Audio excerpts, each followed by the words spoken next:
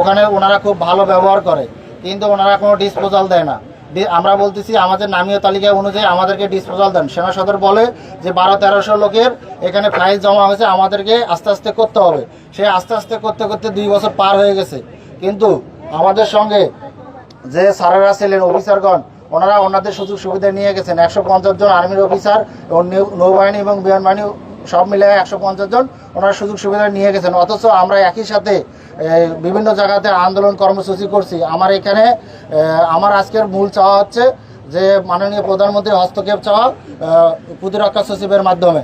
তাছাড়া আমরা এখান থেকে যাব না। এবং আমাদেরকে যে আশান্বিত করছে, আমরা তো কেউ অপরাধী না। এখানে ছোটোখাটো ফেসবুক, ইউটিউব, বিভিন্ন টিকটক কারণে সৈনিকদের চাকরিচ্যুত করা হয়েছে, কিন্তু এগুলো অপরাধের কারণে ক্যান্টনমেন্টের ভিতরে প্রত্যেকটা সৈনিকরা রাখা যেত। কিন্তু ক্যান্টনমেন্টের ভিতরে ওনারা পানিশমেন্ট না দিয়া নিজের পদোন্নতির আশায় যে আমি একটা লেফটেন্যান্ট কর্নেল থেকে কর্নেল হবো, ব্রিগেডিয়ার থেকে মেজর জেনারেল হবো, এরকম পদোন্নতির আশায় ওনারা সমস্ত সৈনিকগুলোর চাকরিচ্যুত করছে এবং ক্ষতি করছে। এবং এই ক্ষতির দায়ভার যারা পদোন্নতির আশায় এবং র্যাঙ্কের আশায় করছে, এই দায়ভার তাদেরকেই নিতে হবে এবং সরকারকেই নিতে হবে।